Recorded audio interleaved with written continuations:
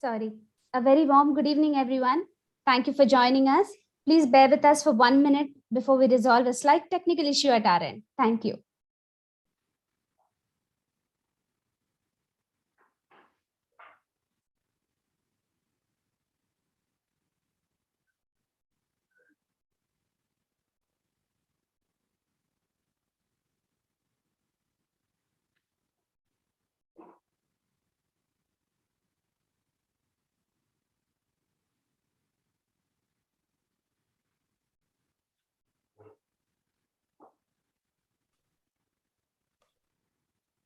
Sorry. Thank you so much for being with us. Very warm welcome, Martin, and thank you for gracing us with your presence at the Indian Photo Festival 2021. This is our 7th edition, and we are highly delighted to have you on board. Ladies and gentlemen, I take the pleasure to introduce Martin Parr. He is one of the best known document photographers of this generation. He has over 100 books, and these are what he has published. He has himself edited over 30 books, and his photographic legacy is established. All of us know that. He also acts as a curator and editor. He has curated 2 photography festivals, Arles in 2004 and Brighton Biennale in 2010.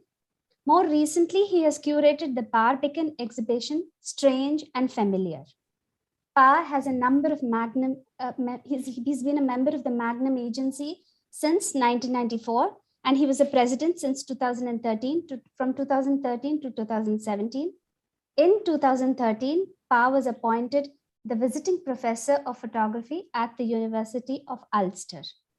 His work has been collected by many of the leading museums across the world, from Tate, the Pompidou, and the Museum of Modern Art in New York.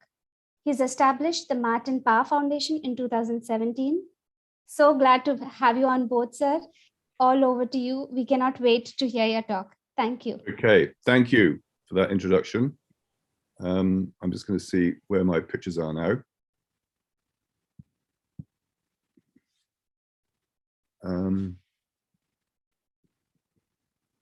I've lost my pictures. Mike, I've lost my pictures now. So I'm just getting someone here. I have a great technical team. So we had them all open. Aha, okay, can you see that?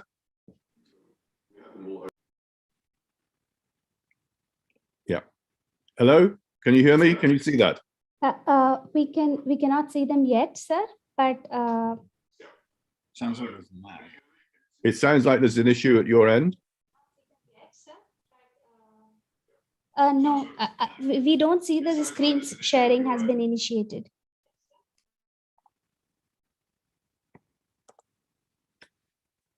All right.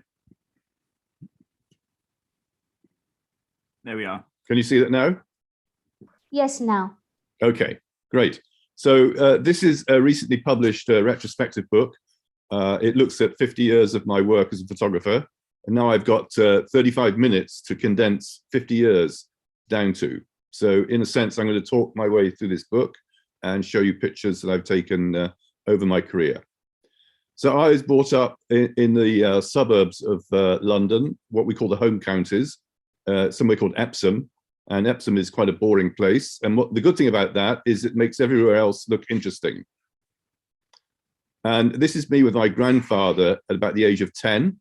He was a very keen amateur photographer. And he lent me a camera. We went out shooting together. And by about the age of 12 or 13, I decided that I wanted to be a photographer. And this is my first photo essay that I did when I was 16. It's about a very famous fish and chip shop in the north of England, in somewhere called Guiseley. And inside the cafe, they had waiters, waitresses with black and white traditional uniform. But to the side of it, they had a takeaway cafe. And I photographed in here. And I also wrote some text, which is in the top right-hand corner of that. And then I went to study photography at Manchester Polytechnic. And for my diploma show, I created a living room. And this is a poster of the same exhibition that went to the Impressions Gallery of Photography in York. This was the second photography gallery that opened in the UK after the Photographers Gallery had opened in 1972. And here's a picture of that installation. And you can see here, I wallpapered it with rose wallpaper. I put a permanently playing a clip of The Sound of Music and had rose perfume coming out of the curtains and the carpet. And in this environment, I was able to show some of the kitsch photographs that I'd accumulated that looked at how people arranged their living rooms in the late 1970s, early 70s and late 60s. And I bought some very cheap frames from Woolworths to complement these rather kitsch images, such as this one here. And if you go into someone's living room, one of the things you often see are wedding photographs. So I decided I would photograph Princess Anne getting married on the television. And then I took these photographs in someone else's living room and put them into my living room.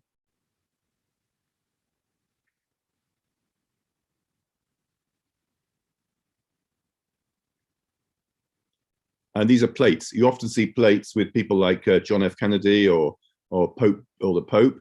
And these are Bopper girls. These are young girls who'd be fans of people like the Bay City Rollers. So I'd photograph these girls in black and white and hand color them and then stick them on an inappropriate plate.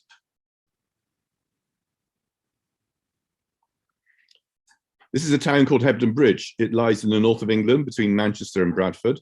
And in 1975, I moved here together with some other colleagues from the art school, and we set up the Albert Street workshop together. And as you went into the workshop, on the right-hand side, there was a wall where I put my pictures up. And what happened here was, as I took new pictures, I put the photographs up, I replaced them. So it was a constantly changing exhibition of photographs of some of the images I'd taken in the local vicinity. Here are some of those pictures. I mean, it's quite interesting that in the 70s, if you're a serious photographer, you're almost obliged to work in black and white. And I was no exception to that.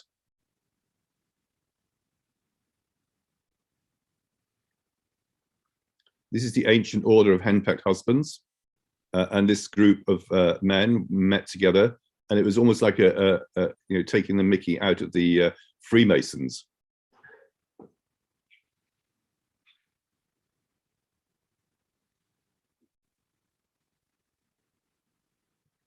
But what I wanted to do in Hampton Bridge was to celebrate the sense of community there. And I thought the best way to do that would be to look at the small nonconformist chapels that were all around the vicinity. And I started photographing these. And in particular, on their birthday, it's called the anniversary service. And this is Steep Lane Anniversary Tea Service. And this is a small chapel called Crimsworth Methodist Chapel. And this chapel in particular, I decided to concentrate on. It was about 3 miles from Hampton Bridge, and it had a small congregation of traditional farmers. This is a typical Sunday. After the service, they'd sit down and chat together. They all knew each other. It was a real sense of community. And I went up there every Sunday over a full calendar year. This is the annual spring clean in preparation for the anniversary service, the birthday of the chapel. And this is Charlie Greenwood up in his farmhouse called Thurish. And that's his sister behind him, called Sarah Hannah Greenwood. And they are putting up curtains for the anniversary weekend. They normally wouldn't have curtains up, but as a special treat, they would put curtains up for the anniversary and also put a hearth rug in front of the fire. And I guess it's these small little things that were happening that I was able to find out about and photograph that really made the project come alive for me. This is Sarah Hannah Greenwood in her normal clothes at the farmhouse. And here she is at the anniversary service. She would have a special coat and hat, which she would only bring out for the anniversary. And she'd meet people there that she hadn't seen all year round. And this work got published about 8 years ago. At the time, I couldn't get it published, so I had to wait 30 years before it was finally published. And this is another project I had just started in the mid-time of doing this project. I wanted to do something more conceptual that played back to the idea of the Home Sweet Home project I was doing. And this is called Bad Weather. And for this project, I photographed in Britain in the bad weather conditions. We are obsessed with the weather. We talk about it constantly because it's always changing. So it became a national obsession. So I like the idea of photographing only when it was raining. This is from 1977. It's the washed out Jubilee street party. And I bought a flash gun to go with this. This meant I was able to photograph with my underwater camera and an underwater flash gun. Regardless of how bad the weather was, I could still take pictures and without having to worry about getting water in the lens or in the camera. And then I mixed the rain and the snow with the flash, and you got these blobs coming on the photographs. And I quite liked these and started to employ them specifically to explore what was possible with the flash and the blobs and the rain and the snow.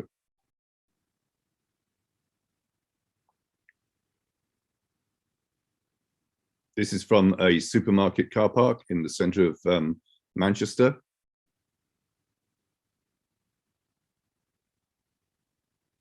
So I like the challenge of trying to think about going to boring places and seeing if it's possible to take an interesting photograph.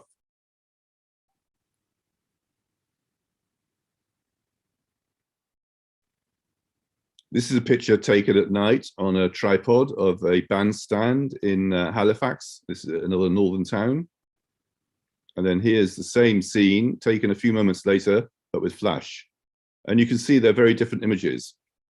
So which one is telling the truth? We understand, of course, they're different interpretations of the same scene.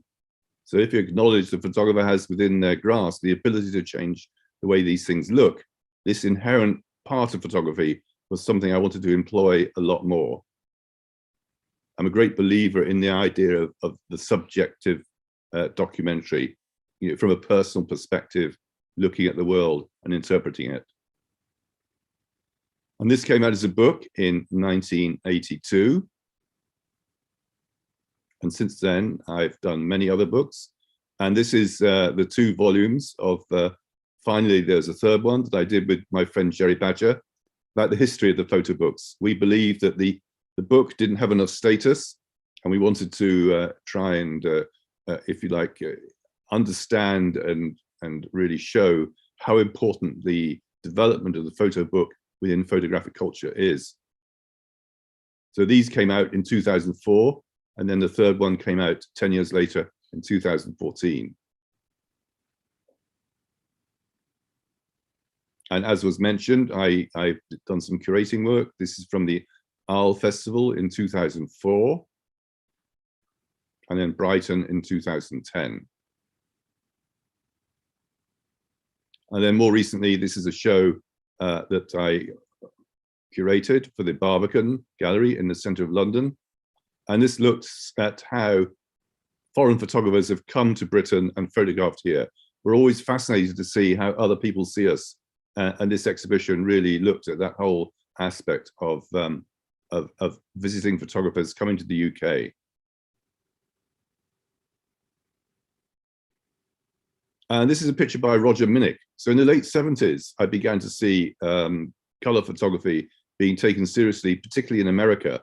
There was the famous 76 show of Eggleston at the Museum of Modern Art, and then Stephen Shaw, Joel Meyeritz, Roger Minnick. That whole generation of photographers began to be very well known, and they were working in color. And for me, this is very exciting as a photographer working in black and white, that suddenly color could be serious. And this led me to upgrade my camera and to buy a new Plough-Bell 6x7 camera, which had been introduced around the 82, something like this. And when I moved back from Ireland, I picked up this camera, I bought one and started shooting just down the road in a very rundown seaside resort called New Brighton.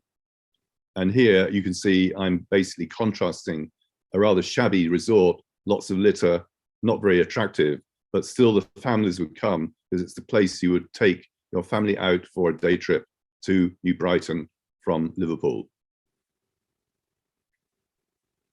Here's the beach at New Brighton, but it's actually cement. And here's someone sunbathing in front of a JCB.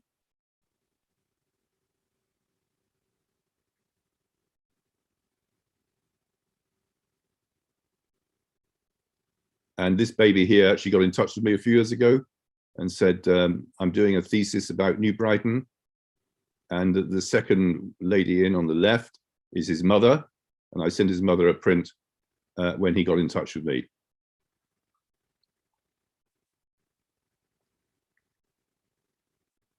Here's the burger bar at New Brighton.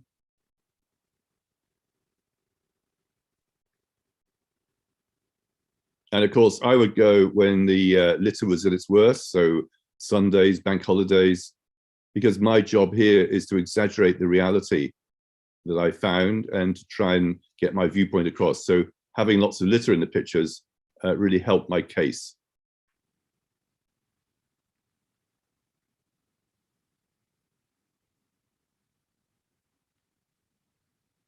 I've tried to find this woman here, but I've never been able to find her. We exhibited the pictures in New Brighton about 3 years ago, but she didn't come forward and make herself known. And this was published as a book in 1986. And some of these early books I actually did myself.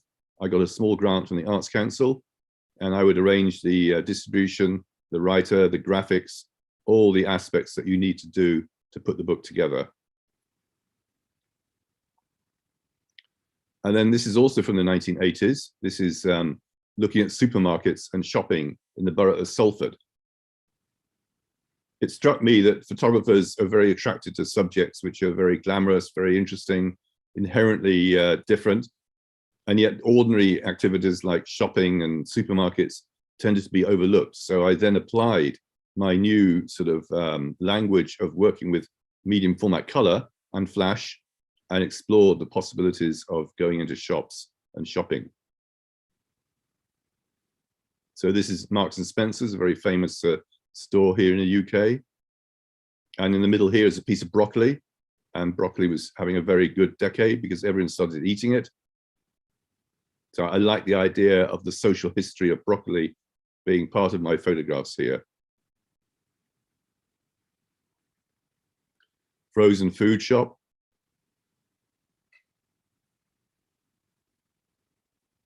And here's a woman filling up with petrol. You wouldn't think this is a particularly promising subject matter for a photograph. But if we look now, the clothes have changed, the car has changed, the petrol pumps have changed. And suddenly we actually appreciate how interesting and how different it is to what it looks like now. And this, I think, is part of the value of documentary work. There's some things we take for granted and don't really think about them. And in years to come, when they've changed, they become more interesting. Here's a Tupperware party, a display, and here's a Tupperware party in full swing. So I made it my business to go in and do people selling things in their own homes, from Avon cosmetics to lingerie and Tupperware.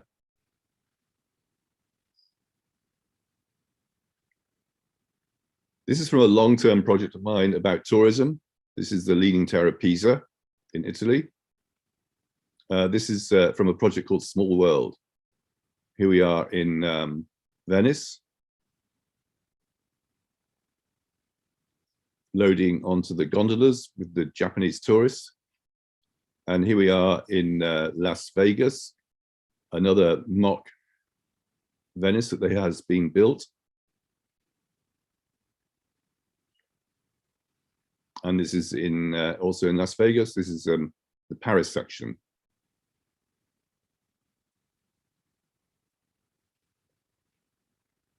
And here we are at Machu Picchu, the famous site in Peru.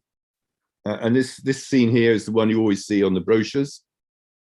And even though I was there at 7:30 in the morning, there are already crowds of people queuing up to get in and have their photograph taken from this vantage point. So I think what this project does, it shows the difference between the mythology, the sort of idea that we have in our heads of what a place will be like, compared to the reality. So it's the reality is very different because many other people will be trying to access the same site as you at the same time, and it becomes very crowded.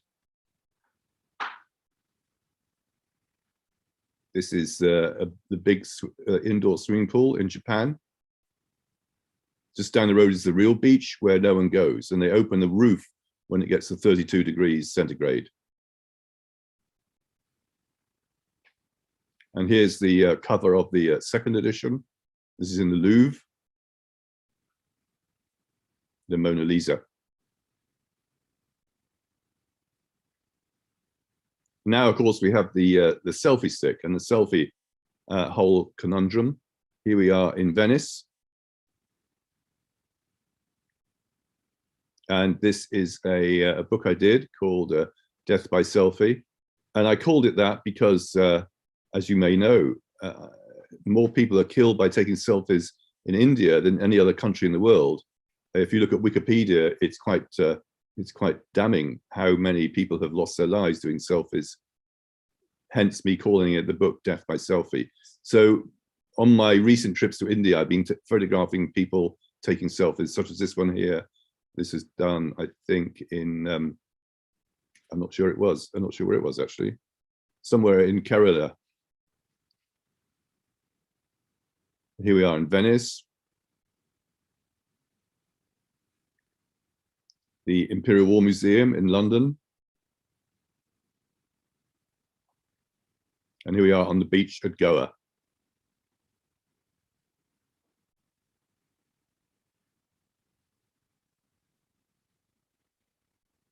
In 1995, I decided to go out and buy a macro lens and a ring flash. This is a combination usually associated with medical photography. And when I first got this, I decided I would go out and photograph British food, because British food has a terrible reputation. And yet more recently, it's become quite interesting. So it's full of contradictions and ambiguities. And I always like these factors as a starting point for a photographic project. So these are some examples of British food taken with this combination.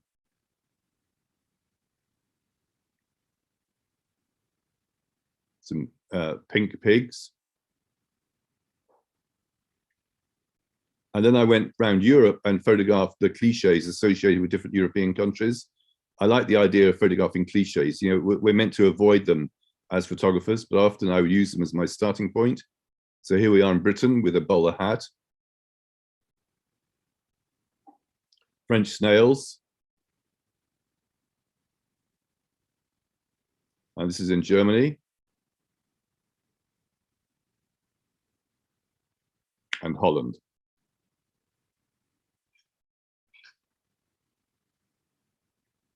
And these pictures all came together into a project called Common Sense, which was published in the spring of 1999.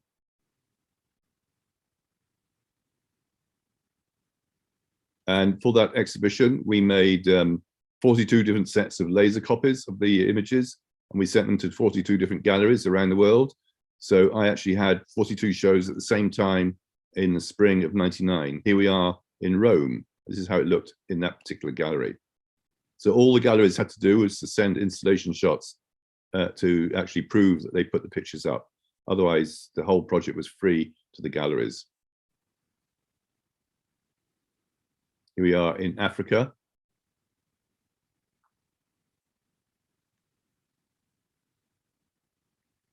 And here are some of the individual pictures taken on that project. This is taken in Benidorm. Here we are back in Las Vegas with a breakfast buffet. And this is in Florida. The watch says, "I love bingo."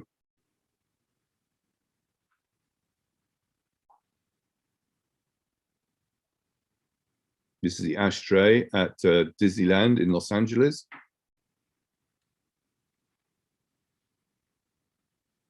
And here we are in Tokyo, Disneyland.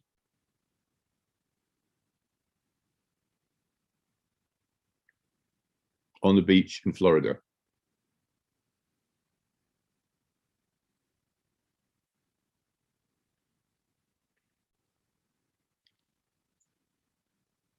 So out of all the places that I photograph, I think I've done more work in England than anything else. And this is from a book called Think of England. And here I took the same macro lens and ring flash and looked for, if you like, cliches of English life, and would often photograph and focus in on the foreground and let the background just fall away.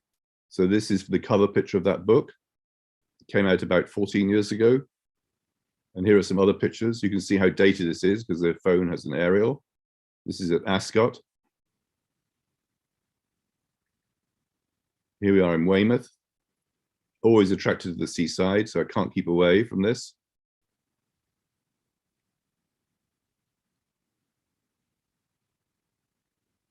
And this is like a self-portrait. I'm a great believer in socks and sandals. This is down at Eastbourne.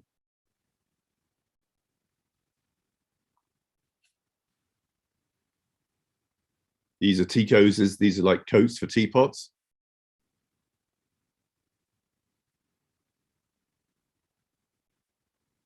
I like the fact that we're a multicultural country. It's an Indian family on the beach at Brighton.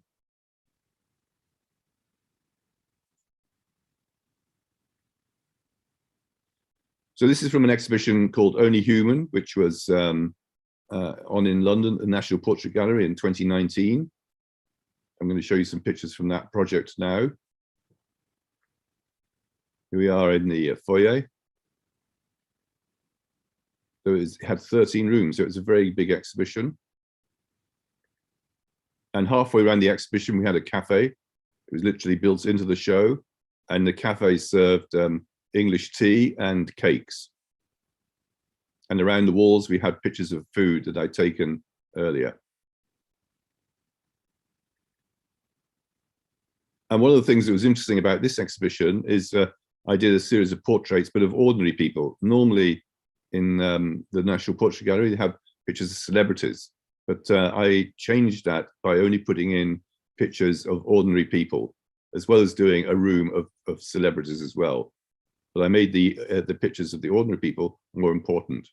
This is Norman with his prize leek. This is a lady who runs a Princess Di club in Germany, and they meet up every month and have an afternoon tea in the style of Princess Di.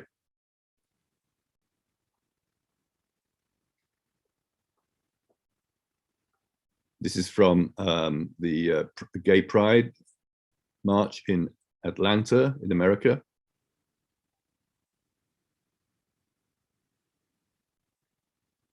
Here are two Muslim ladies running a fish and chip shop in the UK. So fish and chips is a very traditional English food. So I like the fact that these Muslim ladies have come in and taken over a classic English recipe.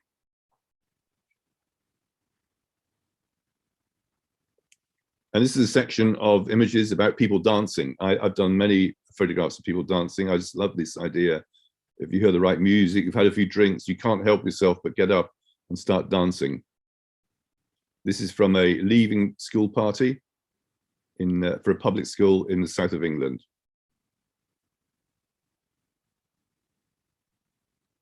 This is from a Sikh wedding, a Sikh birthday party in Manchester in the north of England.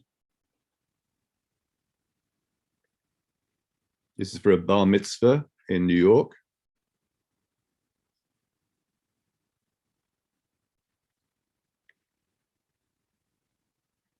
This is from the Whitby Goth Festival. I love this idea of the men having to strip off their shirts when they're really into the dancing.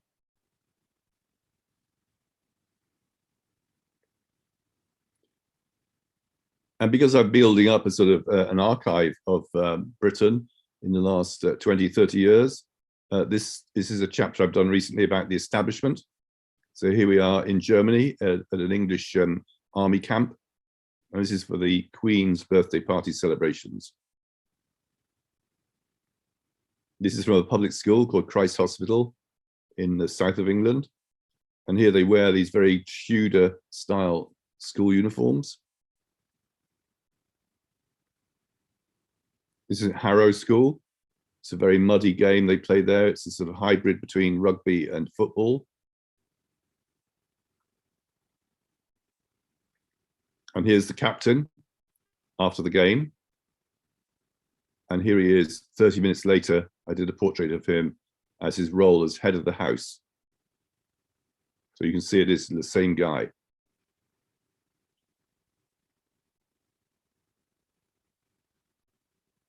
And this is the Lord Mayor of London. We have two mayors in London, the Lord Mayor who looks over the City of London, and then we have another mayor who has the actual power to do things, who looks after the whole of London. But this is the City of London Mayor, Mayoress in this particular case. And the City of London has lots of livery clubs. These are old, it's a sort of fusion between Freemasons and trade unions. And they wear very traditional uniforms like the bowler hats. And here we have the Queen. She's the only person you can recognize looking from the back. And this is her attending a livery lunch.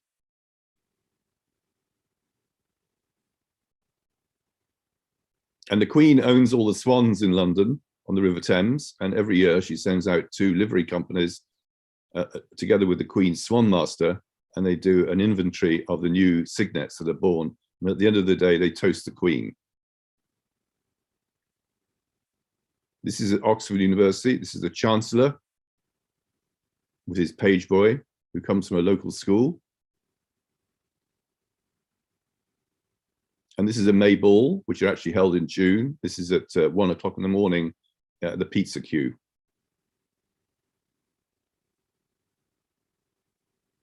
This is 5 o'clock in the morning.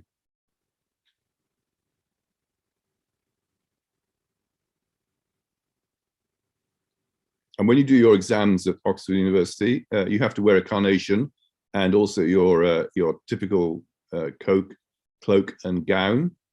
And the color of the carnation just tells you where you are in the exam cycle. You start out with a pink one, and then you go to a white one. And then for the final exam, you wear a red carnation. And as you leave the building, you are trashed by your friends and colleagues as you come out, and you're sprayed with foam and Prosecco, and generally have a great time. And then you have to go and wash off in the River Cherwell.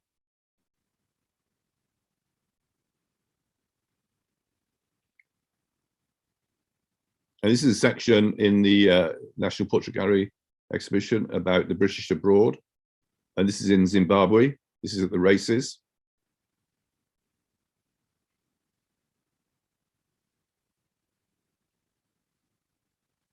And here, this is the building I'm sat in right now. This is the foundation here down in Bristol. So I established the foundation in 2017.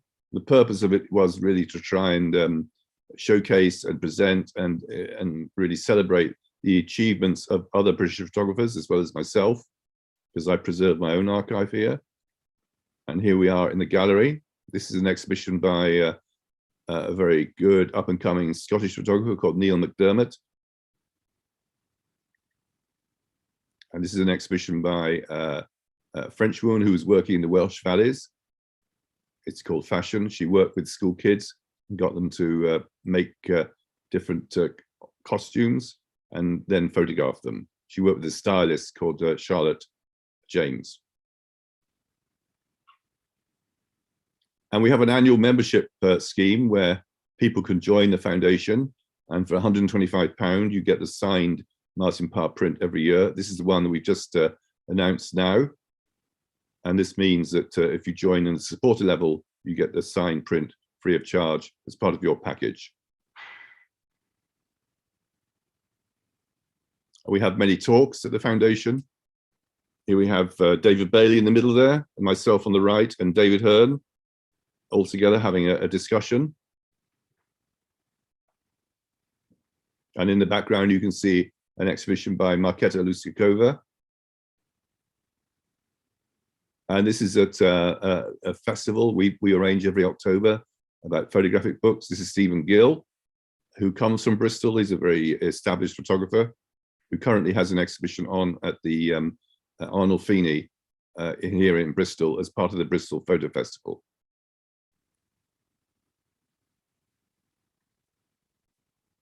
And this is a part of our library. We have about 4,000 to 5,000 books in our library.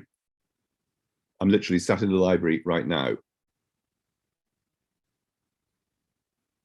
And sometimes we have visitors. This is Martin the donkey. and it was my job to clean it up.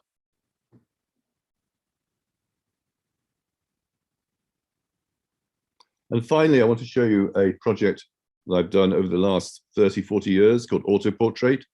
It's really like a celebration of the different ways in which you can have your photograph taken by a portrait photographer, either in a studio or sometimes outside. And of course, in this period of time, two things have happened. First, photography moved from being entirely analog to entirely digital.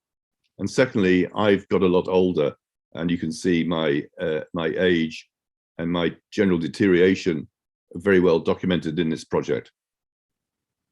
The book here, which is actually has a puzzle on the front. So there's two metal balls that you have to get into my head, and then you can open the book. This is a very early one done in Jamaica. So I would go into a studio and say, please, can you take a picture of me in the style of that picture on the wall here? And of course, I wouldn't be smiling, despite the fact that many of the photographers wanted me to smile. This is in Benidorm in Spain.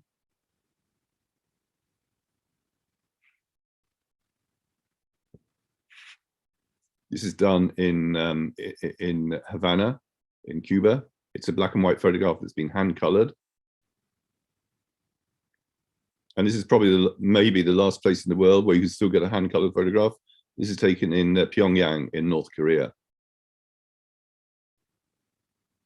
This is taken in Brazil, where they have a style of taking a black and white photograph and putting oil paint on the picture.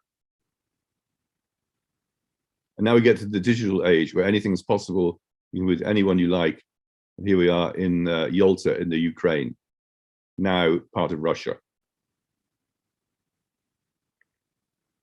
This is in Mexico. Here we are at Barcelona before Lionel Messi moved to Paris. And here we are in Dubai. There's a big Indian community in Dubai because they supply a lot of the workforce. And this is from one of the Indian photographers' studios, as is this.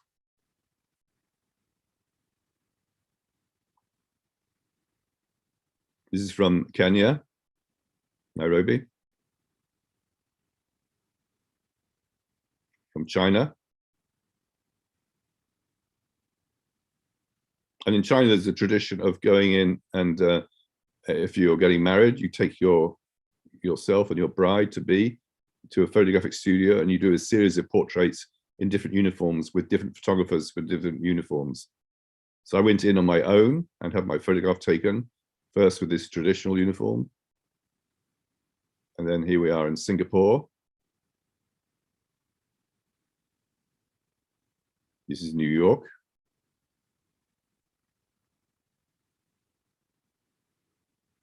Okay, that is my slideshow. How are we doing for time? 35 minutes or so. I will do stop share now. Yep. I think with the time, etc., you've been doing a perfect thing. So we have a few questions, Martin. Okay. First of all, thank you so much for that talk. That was fantastic. Pleasure. Quite a few funny moments too with your guests at the gallery, etc. Mm-hmm. Thank you for keeping us engaged. I'll bring a couple of questions from the audience. The first one is, you switched to shooting in saturated color from black and white. Do you think it changes the way people look at the work if the images are in color? I think so. I mean, when I was working in black and white, I was doing almost like a celebration of the town of Hampton Bridge, try and show the sense of community there. And when I changed to color, it became more of a critique. So I think, when I was doing subjects like supermarkets and the rundown resort, it was as much a critique as a celebration. So I think the sort of emphasis changed from the move from black and white to color. So yes, I think that is actually what happened. Okay, thank you. We see that. You've been a big advocate for photo books. How do you see the format progressing? That's the second question. Well, I mean, we've just had in October, a few weeks ago, a big festival of books called Books on Photography here in Bristol. We do it every October. please come along if anyone's interested. But you know, the interest in books has never subsided. And I mean, when you look around that fair with all these publishers, predominantly from the UK, there must have been about 1,000 new books being published in the last year. So I'd say the enthusiasm for books has never really waned. And people, what photographer doesn't want to have a book out of their work? Because it is by far the most satisfactory way of bringing the work out into the public domain. You have control of the images, you can do the right sequencing, it'll be well printed. No one throws books away. So in every way, it works, and people can buy and sell them quite reasonably. It's not like buying prints, they're much cheaper than that. So I think the future of the book is looking very good. And countries like India, of course, have produced a phenomenal number of books in the last decade or so. You know, so it's really made a difference about how people appreciate and understand and get to see work from countries that we wouldn't normally have seen, like India, South America, Japan, Australia. You know, so I think it's really broadened the whole aspect of our appreciation of contemporary work from the rest of the world. Great. Do you have any favorite Indian photography books? You know, it's unfair to say, really, but I did just buy this week a book that I already had before, which I'd given to the Tate as part of my sale, which is called, it's Raghu Rai's first book, called A Face of Despair. It's about the Bangladesh Civil War. It's literally his first book. He doesn't even list it in his list of books, but so it's exceptionally rare. And I just found another one this week, so I was very happy about that. So that's a very good book. Fantastic. I'll move on to the next question. It says, you have said that your images create fiction out of reality. Do Yes. you see your work as more of a fact or satire? It's a bit of both, really. I mean, I don't change reality when I photograph it. I mean, if you put in flash, I mean, someone mentioned the highly saturated color. If you use flash and color negative, you got that very strong color. So in a sense, that sort of language came to me almost by default, and I didn't fight it because it gave the pictures a sort of feeling of looking as if it had come from a commercial package, from commercial work. But I want my pictures to be very attractive in order to, you know, and entertaining, in order to capture people's attention. And then if you look at them more closely, there will be other things you can glean from them, you know, some ideas of, you know, the politics behind the pictures, but I'm not actually shoving that down people's throat. So I think the color is an important part of that, you know, grabbing the attention. Okay, thank you for that. We have another question from the audience. And the question is, do you have model releases from all your subjects? The basic answer is no. No. I mean, if I see something and I'm doing a portrait, then I have asked them and they've agreed. So that to me is a verbal contract, which I don't need to have written down. Otherwise, you know, within the UK law, you don't have to have any special permission to photograph anyone in a public place. So, you know, obviously, you know, if you're a photographer, some people will object to being photographed, and in which case you just move on. But otherwise, you know, we have a free reign to photograph anyone we like. And as long as you don't use it for a commercial purpose, like say advertising, you can do anything with it. So I don't have a single model release apart from when I go and do fashion, and it has to be signed off by the magazine, or you know, or when I do portraits here in the studio. We do this occasionally as a way of raising money for the foundation. Then we'll have a release. Other than that, I don't have any. Okay, I hope that's answered the question for the audience. Moving on, you've always been fascinated by the British, Martin. What interests you so much about the British identity? Well, I suppose I'm British myself, and when I think about working in this country, it's a mixture of good and bad. You know, I like and love Britain, but at the same time, there's aspects of it which I don't like. For example, I was very annoyed that we voted to leave the EU, because I'm a very strong believer in being part of that. And we've had incredible problems since that departure. So it gives me an opportunity to, if you like, almost as a form of therapy, to look at the two aspects of Britain that I like and dislike, and to use photography as being a way of expressing this and trying to make it actually into photographs. So, like I say, the actual act of photographing here is a form of therapy where I can bring both sides of the arguments into the same picture. Fantastic, fantastic. What inspires you, Martin? Well, I'm inspired by, I like going and photographing here, but I also like photographing in, what's not to like about photographing in India? It's a crazy country and it's very photogenic. I mean, you are very lucky, you Indian photographers, you have on your doorstep one of the most photogenic countries in the world. You probably don't appreciate how good it is. If you were to come to sort of more orderly Europe, it's not got the same craziness, and craziness is very good starting point for photography. So, I like to photograph in Italy, I like to photograph in India, I like to photograph in Japan, and most of all, I suppose I like to photograph here because it's a place I know very well, and I can slowly build up my archive about contemporary Britain over the last 30, 40 years. So that gives me, it's a great goal to sort of go for. And it's, if you like, part of the legacy that I will leave, and it'll be preserved and looked after in the foundation, as well as the other phenomenally good British photographers that we have here in the country. Thank you. We're happy to be on that list. And finally, and this would be my last question, do you think having a distinctive photographic style has its downsides?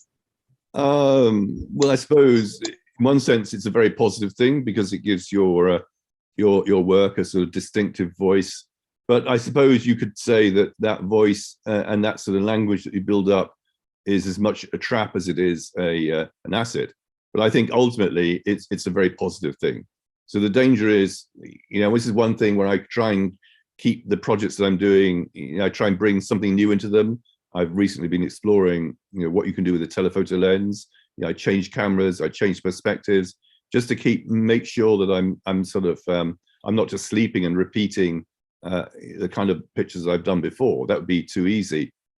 So yes, I think it's important to establish that voice. And I think it's also important to not entirely stick with it, but to try and explore different ideas, to do different things, whether it's curating, editing, starting a foundation, or trying different cameras, different lenses, to see what you can do with that, to sort of keep you fresh, to keep you not sleeping and not reliant entirely on your previous, I suppose, victories, if you like. Thank you. That was also a very comprehensive answer. Fantastic. Thank you so much for joining us, Martin, for taking your time. Pleasure. Yeah, and I've never been to Hyderabad. This is where you all are, yeah? Sorry? Hyderabad is where the festival is. Yes, Hyderabad is where the festival is. And do you have exhibitions up, or is it all done online? Yes, we have physical exhibitions here, and but the artist talks are all online. Yeah, great. Very good. Yeah. Hope to see you around sometime in Hyderabad then. Okay, very good. If I come, I'll let you know, yes. Sure, all right. Thank you everyone for joining us this evening. Stay tuned for the rest of the talks until the 19th of December. We have a lot of artists with very interesting talks coming up. Tomorrow, for example, is Arati Kumar Rao. So please look at our schedule and mark your dates and join us every evening. Thank you so much. Have a good night. Bye-bye. Bye, Martin.